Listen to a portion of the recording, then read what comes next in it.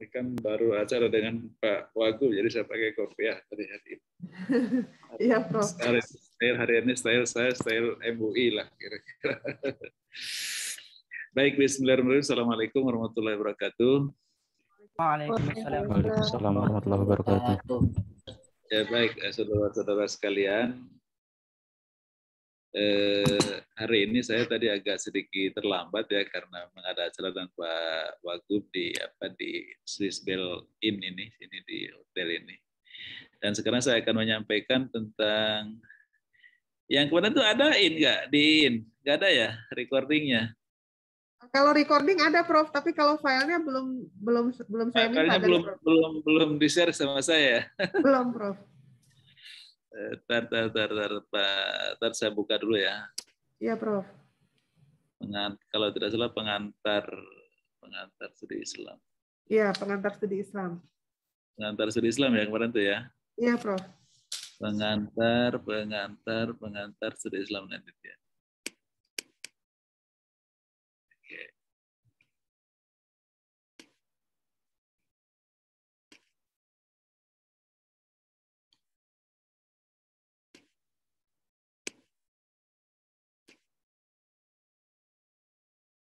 Oke, share screen ya.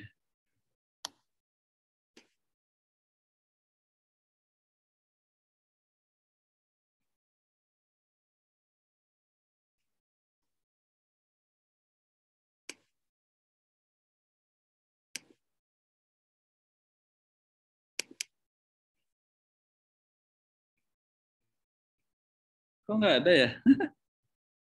Loud meeting ya.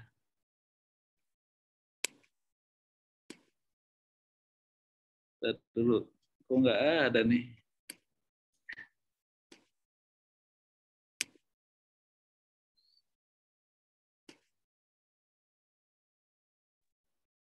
Udah kelihatan itu, Prof? Udah kelihatan? Ya. Udah kelihatan ya? Ya, udah, Pak. Oke, kalau gitu udah kelihatan di sininya agak sama referensi ke apa, Pak? Nanti saya pindah-pindah aja. Baik, yang slide pertama ini tentang saya ingin jelaskan tentang Islam. Oke. Islam adalah agama Allah yang orang Arab sering menyebutnya sebagai agama langit atau agama samawi, kan?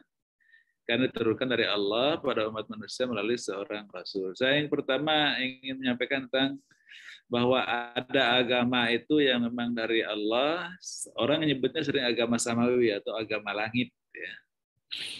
Tapi ada juga agama yang basisnya itu budaya lokal kayak agama Keharingan di Batak, di orang-orang Dayak ya, kayak agama Sunda Wiwitan di Baduy, itu kan basisnya budaya-budaya lokal. Itu agama juga, mereka nyebutnya agama juga walaupun di Indonesia belum diakui sebagai agama hari ini. Kenapa? Karena untuk agama itu Indonesia ada 3 persyaratan.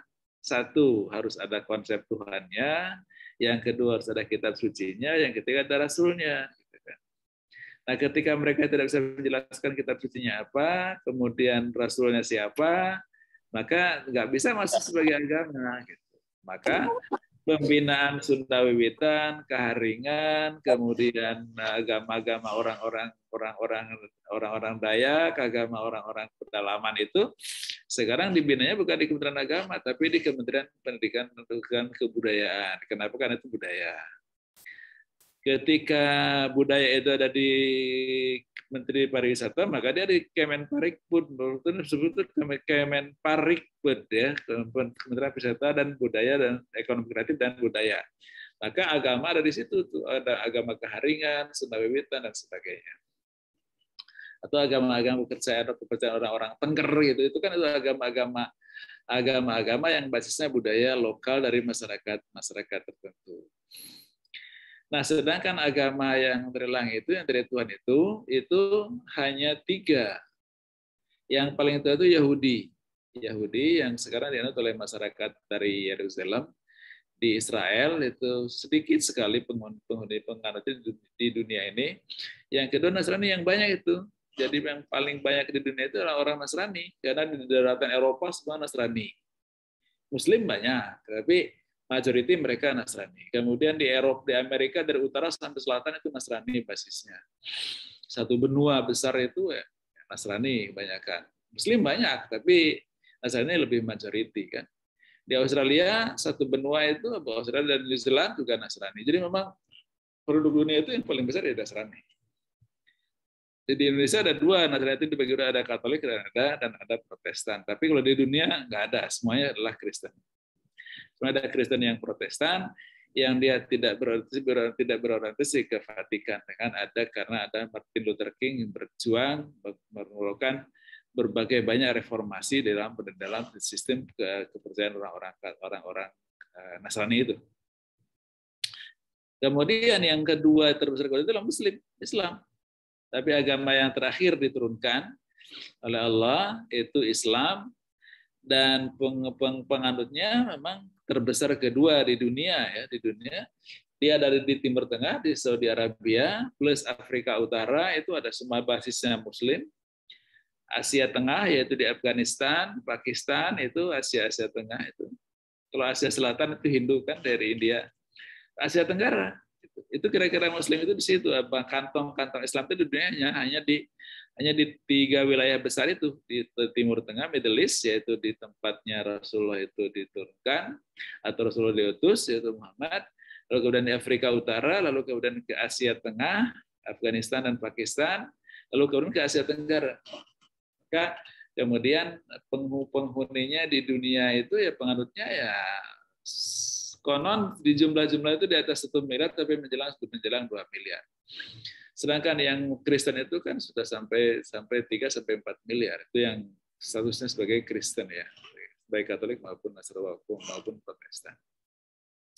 Itu agama-agama langit. Nah, agama langit itu turun dari Allah kepada umat manusia melalui Rasulnya. Ya, ini di sini yang saya sampaikan kepada saudara supaya lebih ada pemahaman tambahan bagi saudara. Jadi gini, agama itu kenapa Rasul itu dipilih waktu itu jatuh kepada Muhammad ibn Abdullah. Karena ada beberapa kriteria. Bahwa pertama, tidak semua orang di dunia ini bisa berkomunikasi dengan Jibril. Dan Rasul Muhammad bisa. Dan kita tidak semuanya kita bisa. Termasuk saya nggak bisa. Banyak orang tidak bisa. Kenapa? Karena komunikasi itu memerlukan komunikasi non physical, non physical communication, bukan virtual ya, tapi non physical communication. Kenapa? Karena Jibril itu metafisik, Muhammad itu fisik, gitu. Saya itu fisik, saudara fisik, gitu. Nah kemudian komunikasi Jibril kepada kita nggak sampai, gitu. Kenapa? Karena Jibril dia berkomunikasi tidak menggunakan pita suara, tidak menggunakan frekuensi udara, sedangkan kita ada pita suara, ada frekuensi udara. Nah, tapi Muhammad sebagai manusia yang fisikal, dia punya kemampuan yang luar biasa, gitu ya, bisa berkomunikasi dengan Jibril itu, gitu. Maka kemudian dia bisa menerima wahyu dari Allah yang waktu turunnya dari Jibril itu bila harfin wala sautin, tanpa ada huruf, tanpa ada suara. Tapi kemudian ditranslate oleh Rasulullah, oleh Muhammad, dan menjadi suara dan menjadi huruf dengan kesaksian Jibril dan dengan persaksian dari Allah Subhanahu wa taala, sehingga kemudian apa yang disaunkan oleh Rasulullah itu benar.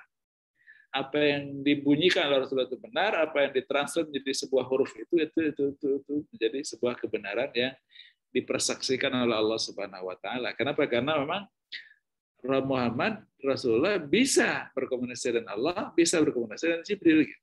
Bisa berkomunikasi. Kenapa? Karena kemampuan. Nah, saudara segini. Nah, bagaimana Rasulullah itu kok bisa gitu? Padahal dia manusia biasa sama dengan Abu Bakar, sama dengan Umar. Tapi kenapa tidak Abu Bakar, tidak Umar yang diberikan wahyu, hanya Muhammad? Nah, karena Rasulullah itu bahwa manusia itu kan sekali lagi, manusia itu ada fisik, ada non fisik masuk ke dalam diri kita, yaitu ruh, itu datang dari substansi Tuhan, dan ruh itu ketika dia bersemayam di otak kita, dia akan mengangkat otak kita menjadi akal. Ketika otak kita bisa bekerja sebagai akal, maka dia bisa menembus ruang dan waktu. Ruang dan waktu. Kalau saya sekarang di ruangan ini, yang terlihat saya dinding, dinding semuanya. Di luar dinding saya nggak tahu.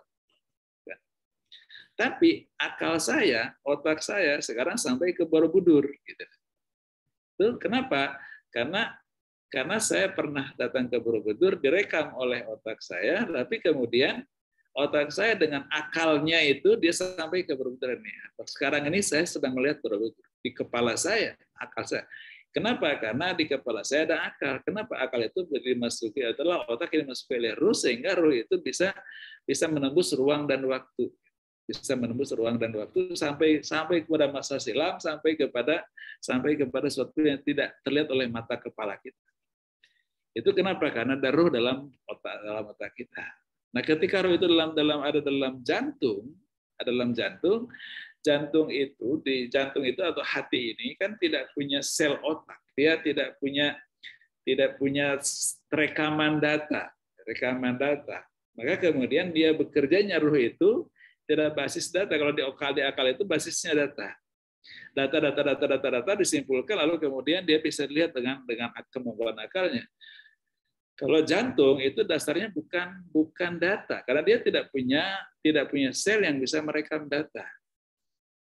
Tapi di situ ada jiwa, gitu. Di situ ada jiwa yang dia bisa tembus dunia yang belum pernah dialami, gitu. Yang belum pernah dialami. Kalau otak itu semua yang pernah dialami itu bisa ditembus kembali. Tapi kalau jantung itu bisa menembus dunia yang belum pernah dialami, yang itu adalah dunia seperti surga, neraka. Kita yakin ada surga, kita yakin ada neraka, kita yakin ada Allah. Dan kita tidak pernah punya pengalaman bersama surga, tidak pernah punya pengalaman bersama neraka, dan tidak pernah punya pengalaman bersama Allah, salah pengalaman fisikal, ya, physical experiences. Tapi kita yakin bahwa Allah itu ada, surga itu ada, kiamat itu ada, semuanya ada. Kenapa? Karena dalam jantung kita ada ruh.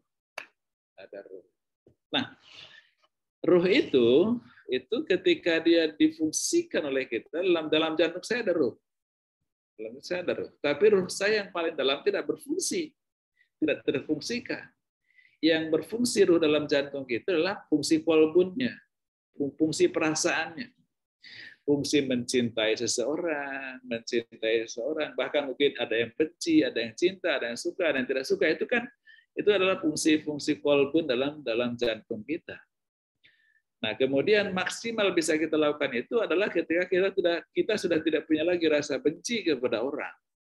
Semuanya merasa nyaman, tenang, itminan, itu kenapa? Karena ada ruh dalam jantung kita, dan ruh itu telah dioptimalkan oleh kita melalui zikir, banyak baca Quran dan sebagainya, sehingga kemudian yang muncul itu adalah kehalusan jiwa itu, sehingga kemudian tidak lagi punya rasa benci kepada orang, tidak lagi membenci orang, termasuk membenci orang yang membenci dia, gitu kan. Bahkan mungkin yang mencintai orang yang membenci dia, itu yang kayak gitu lah orang yang memang ruhnya telah berfungsi dengan baik. Nah, pada tingkat tertentu ruh itu dia bisa berkomunikasi dengan al-arwah.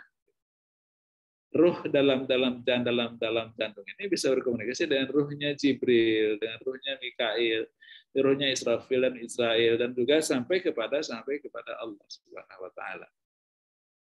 Itulah Muhammad. Kenapa Muhammad bisa? Karena Muhammad sejak kecil dia tidak pernah ada dosa. Dia tidak pernah membenci orang, tidak pernah dengki kepada orang, tidak pernah iri kepada orang, gitu loh. Kemudian semuanya hanya dia berbuat baik saja. Nah, kemudian dia bisa berkomunikasi. Karena kemampuan itu, maka dia bisa berkomunikasi dengan Jibril, dan Allah melalui Jibril menyampaikan pesan-pesannya kepada Muhammad itu supaya disampaikan kepada umat manusia. Muncullah Al-Quran itu. Itulah kira-kira saudara ya. Jadi komunikasi yang dipakai oleh Muhammad itu bukan dengan telinganya, bukan dengan frekuensi udaranya, gitu, tapi adalah dengan jantungnya. Yang dalam jantung itu ada ruhnya. Ruh itu yang berkomunikasi dengan al-arwah dari malaikat Jibril. Itu yang kemudian mendapatkan wahyu dan menjadi Islam dengan setebal itu Al-Qur'an itu melalui proses komunikasi wahyu itu. Wahyu itu adalah bisikan yang sangat halus Sampai orang lain yang di samping Rasul tidak pernah tahu apa yang dibisikkan oleh Jibril kepada Rasulullah. Saking itu namanya wahyu. Wahyu itulah bisikan halus. Dalam bahasa Arab, wahyu bahasa kita adalah bisikan halus. Kemudian Islam datang oleh bangsa Arab, Afrika, Asia Tengah dan Asia Tenggara tadi saya sampaikan. Kita sebagai umat Islam meyakini bahwa Islam adalah agama yang benar dan agama yang diridhai oleh Allah Subhanahu wa taala. Lalu kemudian kita menjadi penganut Muslim. Penganut Islam jadi Muslim dan tidak mengikuti Kristen, tidak mengikuti Katolik, tidak mengikuti Yahudi walaupun sama-sama agama samawi karena yang kita yakini yang Islam. Lalu kemudian di mana di antara ketiganya pasti kalau kita sebagai Muslim pasti tidak boleh mengatakan bahwa yang benar itu Kristen, yang benar itu Katolik, yang benar itu pasti Islam. Karena itu sebagai konsekuensi sebuah keyakinan. Orang Kristen juga kita mengatakan bahwa Islam itu salah gitu. Tapi kemudian kita tidak boleh kemudian karena meyakini Islam lalu kemudian membenci orang lain yang berkeyakinan berbeda. Tidak boleh kita membenci orang lain yang berkeyakinan berbeda dengan kita. Kita harus bisa hidup bersama-sama, hidup saling menyayangi, hidup saling mengasihi walaupun berbeda keyakinan.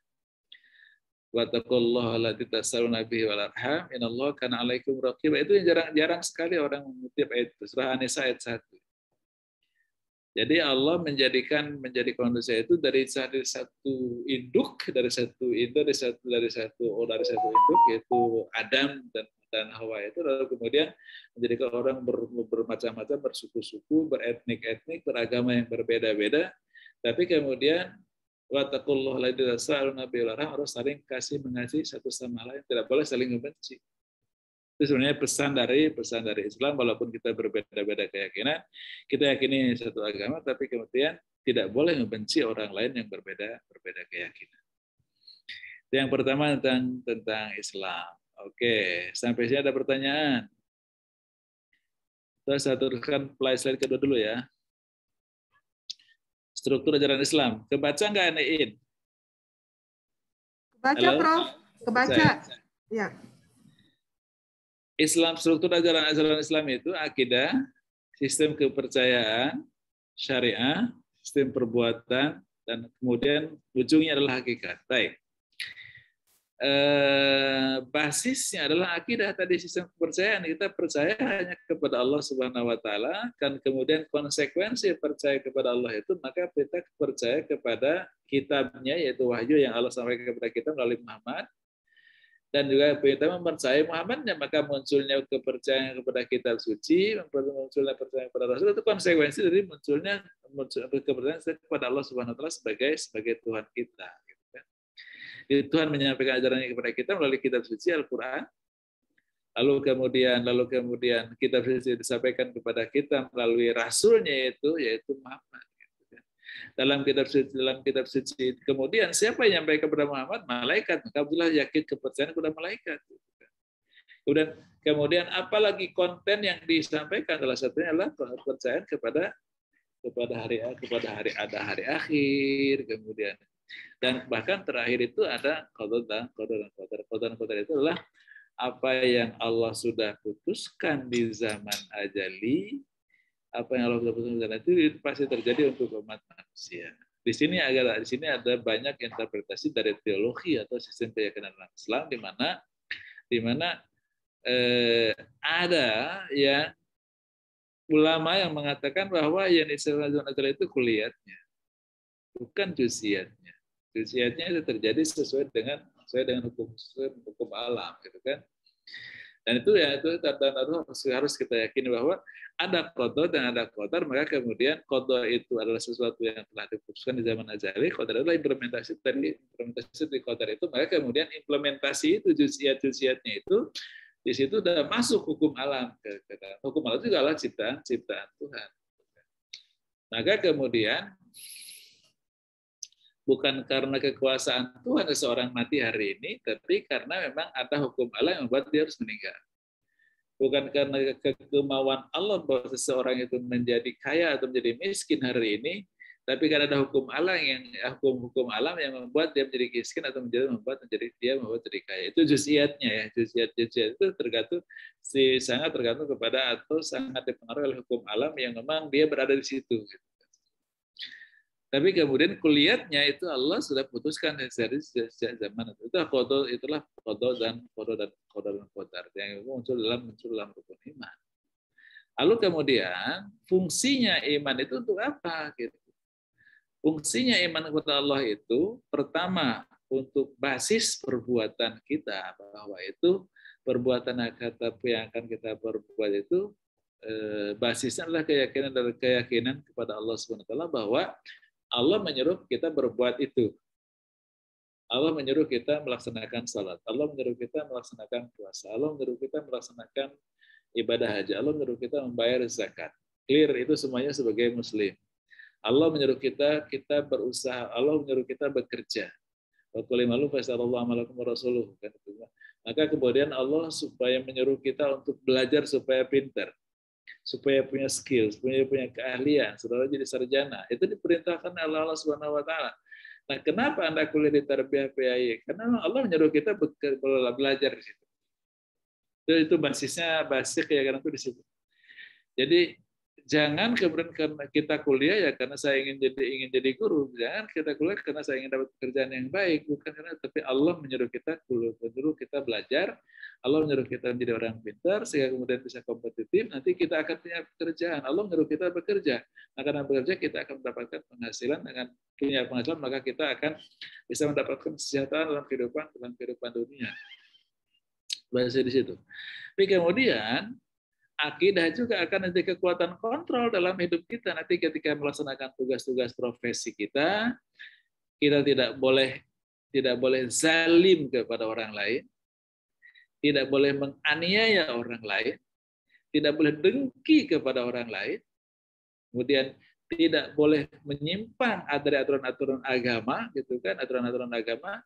Kalau menjadi pejabat di birokrat, ya tidak boleh jadi pengelola proyek, tidak boleh menjadi seorang yang korupsi atau tidak boleh melakukan korupsi, karena itu mencuri harta hak-hak rakyat dan sebagainya. Itu semuanya dikontrol oleh akidah kita. Nah, kalau ada orang sampai lewat seperti itu, sampai dilepas dan jadi koruptor, padahal dia juga adalah pernah kuliah di IAIN umpamanya, tapi dia korupsi juga, itu artinya bahwa akidahnya tertinggal. Ketika dia masuk kantor DPR, ketika dia masuk di kementerian, ketika jadi dirjen, ketika dia jadi direktur, maka akidahnya tertinggal di rumah, sehingga dia akidahnya tidak bisa mengontrol dia lagi. Tapi kalau akidah mengontrol dia, dimanapun kita bekerja, dimanapun kita berada, bekerja apa saja, apapun yang kita niatkan dalam hati kita, Allah sudah tahu. Itu akidah, itu namanya akidah kita mengontrol kita. Maka kemudian ketika kita yakin bahwa Allah mengontrol kita, maka kita tidak akan melakukan perbuatan-perbuatan yang menyimpang. Terus yang ketiga, fungsi akidah itu akan menentukan destinasi dari semua pekerjaan kita.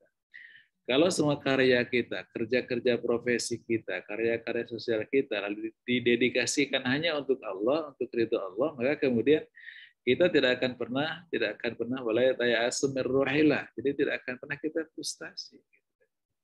Tidak akan pernah kita merasa tidak nyaman dengan nasib kita.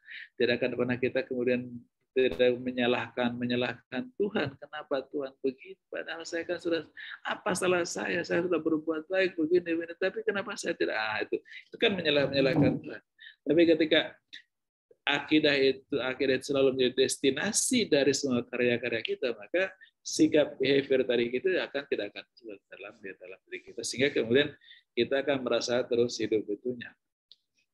Dalam bahasa orang-orang motivator ya, jadi otaknya itu dibebaskan dari otak gama. Gama itu yang semua masalah itu masuk di otak, masukkan di otak kita. Jadi ada orang yang hobinya bikin masalah, termasuk untuk dirinya. Umpamanya, saya dosen di Tarbiyah, jurusan PAI, alumni PAI, dan dosen di PAI, dan kemudian besar di PAI, hampir pensiun di PAI. Pernah dekan di Fakultas Tarbiyah. wabarakatuh. Orang nggak suka dengan saya gitu, sehingga dia benci kepada saya karena saya dekan. Padahal saya kan tidak pernah menzalimi siapa-siapa gitu. Tapi dia benci saja kepada saya. Kenapa sih dia jadi dekan gitu? Kenapa tidak saya dan sebagainya? Itu kan artinya membuat otaknya dibebani dengan masalah terus gitu. Terus sebut orang, kalau kata orang motivator, otaknya itu menjadi otak gamma. Jadi semua tuh masalah masuk dalam dirinya, dan kemudian jadi akan menjadi stres. Muncullah penyakit SSO, stress drop out. Ada stres dulu. Kenapa orang sukses tidak suka melihat orang sukses, senang melihat orang tidak sukses. Itu kan menjadi otaknya menjadi tidak bagus.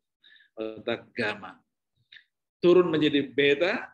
Nah, orang yang selalu ingin mengejar otak theta, di mana frekuensi di kita itulah frekuensi kenyamanan dan frekuensi ketenangan. Sehingga kemudian ya apapun hidup kita akan terasa. Dan itulah fungsi akidah. Ya. Ketika dedikasi kita kepada Tuhan, maka kita akan lebih nyaman. Semua perbuatan kita diatur dengan berbagai aturan, itulah dengan syariah. Itulah syariah. Jadi syariah itulah aturan-aturan yang mengatur perbuatan-perbuatan kita sebagai seorang mukallaf. Ada sholat, ada zakat, ada puasa dan sebagainya. Itu ada aturan-aturannya, ada syaratnya, ada rukunnya, ada mubtilatus sholat dan sebagainya. Itulah syariah. Jadi termasuk dalam syariah itulah akhlak. Jadi ketika kita bekerja sebagai guru, ketika kita bekerja sebagai apapun, tidak kemudian kalau menzalimi orang lain, menghadang orang lain, menghadang karir orang lain, itu kan merupakan pelanggaran terhadap norma-norma etika kita bekerja, dan itulah pelanggaran terhadap syariah. Syariah itu mengatur semuanya sehingga kemudian semua perbuatan itu menjadi teratur. Tidak ada orang yang terzalimi, dan setiap orang punya kesempatan untuk punya opportunity yang untuk maju dengan baik sehingga kemudian orang bisa terpromosikan dari dirinya dengan melaksanakan semua step-step pekerjaan yang harus kita kerja. Itulah syariah. Jadi syariah itulah mengatur. Nah, syariah itu dalam bahasa Arab, bahasa kita itu jalan. Jalan menuju Tuhan. Jadi kalau ingin kita sampai kepada Tuhan, maka semuanya ikuti saja norma-norma syariah ini. Dalam ibadah begini, dalam profesi begini, dalam sosial begini, terus sampai kepada Tuhan. Nah, ujung dari beragama itu hakikat. Jadi setelah kita masuk di syariah, tidak ke filsafat, karena kalau ke filsafat makin kita menjauh dari Tuhan. Maka semakin mendekat dengan Tuhan, yaitu dengan hakikat. Jadi ketika kita melaksanakan syariah, itu norma-norma yang dipakai itu norma-norma syariah. Contoh, sholat ya. Asal terpenuhi syarat dan rukunnya, sholat itu sah. Syarat sholat itulah menutup aurat. Tertutup auratnya.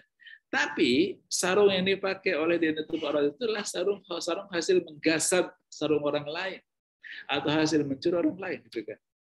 Bagi orang syariah, salatnya tetap sah. Tapi dia memakai sarung yang hasil mencuri itu dosa. Jadi ada perbuatan sah tapi berdosa. Itulah cara berpikir syariah. Kalau berpikir hakikat itu pasti yang seperti itu menjadi tidak sah orang sholat menggunakan sarung hasil mencuri. Tidak sah orang sholat dengan menutup aurat, baju atau mukena atau sarung atau gamis yang uangnya itu hasil korupsi. Bagi orang hakikat itu menjadi tidak sah. Tapi bagi orang syariah tetap sah, karena orang syariah itu aturan patokannya adalah norma, aturan. Hakikat itu hakikat kebenaran gitu. Maka kemudian yang tadi itu seperti itu menjadi tidak akan terhindari kalau kita masuk dalam hakikat. Nah, apalagi ini kan itu yang paling ekstrim. Tapi kemudian ada yang memang perbuatan kita yang rutin kita lakukan. Sholat itu mulai dengan takbiratul ihram, terus semua syarat rukun yang terpenuhi, tidak ada yang salah tersebut. Baju yang dipakai sah, sarung yang dipakai kita itu halal, semuanya sudah benar. Tapi hatinya ketika mulai titah sampai salam itu nggak ada dengan Tuhan. Hatinya ingat kepada PR, ingat jam tangan, ingat semuanya, ingat ketika kita sholat. Orang hakikat mengatakan sholatnya tidak sah. Orang syarah mengatakan sholatnya sah. Kenapa? Karena indikatornya syarat dan rukun. Sedangkan hakikat itu indikatornya adalah kebenaran. Bahwa hati setelah sholat itu hatinya harus bersama dengan Tuhan. Nah, itulah maka kemudian peningkatan kualitas keberagaman itu bukan kepada filsafat, bukan kepada berpikir logika dan segala macam, tapi kepada semakin bersama dengan Tuhan, semakin berdekat dengan Tuhan, semakin bersama dengan Tuhan, semakin dekat dengan Tuhan. Itulah ending dari beragam. Udah jam 11, ini saudara-saudara saya kasih waktu 5 menit untuk barangkali ada yang ditanyakan kepada saya. Dipersilakan ya, walaupun sedikit tapi ada sedikit hantarkan bahwa inilah antaran dari saya untuk studi Islam. Besok kita mulai dengan pembahasan, mungkin ada Bu Kripo, dan saya kira Bu In sudah menjelaskan. Silakan ada yang bertanya tentang PowerPoint saya tadi, ada yang ditanyakan, silakan. Silakan In. Bisa difahami apa penjelasan saya? Oleh saudara-saudara mahasiswa? Alhamdulillah, insya Allah. Oh. Bisa dipahami? Insya Allah. Insya Allah, Pak. Insya Allah bisa dipahami. Ada yang mau bertanya enggak? Izin bertanya, Pak. Silakan. Kalau nggak salah itu kan ada satu lagi, Pak, ya, tentang ma'rifat. Satu lagi kan syariat, hakikat. Pokoknya satu lagi itu ada ma'rifat, Pak. Itu ma'rifat itu apa, Pak, ya? Nah, ma'rifat itu ketika hati kita, jantung kita sudah menembus an-nazru ila wajh. Dalam bahasa Al-Ghazali an-nazru ila wajhillah. Kalau kita terjemahkan melihat muka Allah. Tapi kalau saya ingin menerjemahkan tidak melihat kepada muka Allah, tapi sudah melihat kepada arah Allah. Jadi track sampai ke Allah itu sudah kelihatan oleh jantungnya, oleh hatinya, oleh jiwanya. Ya. Maka kemudian orang-orang yang sedang menemukan, sedang mengejar hakikat itu dengan zikirnya itu nyebut nama Allah kan, jadi menyebutkan ismu zat Allah atau nafyul isbat la ilaha illallah terus berulang-ulang, pasti matanya dipejamkan supaya mata kepala ini tidak melihat apa-apa. Kenapa?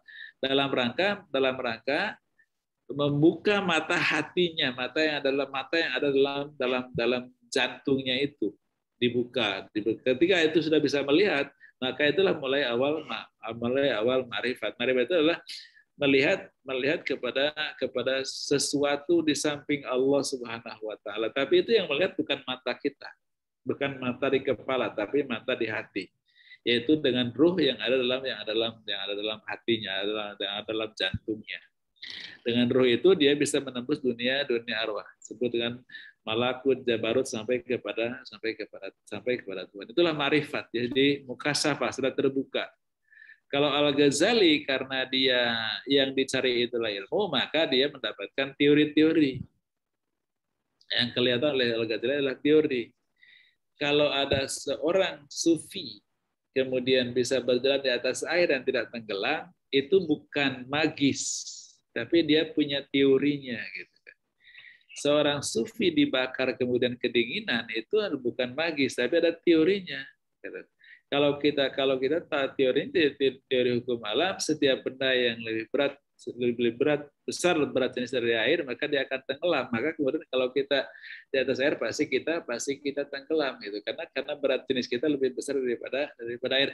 Tapi Al-Ghazali punya lihat teori di samping Tuhan bahwa ada benda yang berat jenis lebih besar daripada air, tapi dia terapung gitu lah.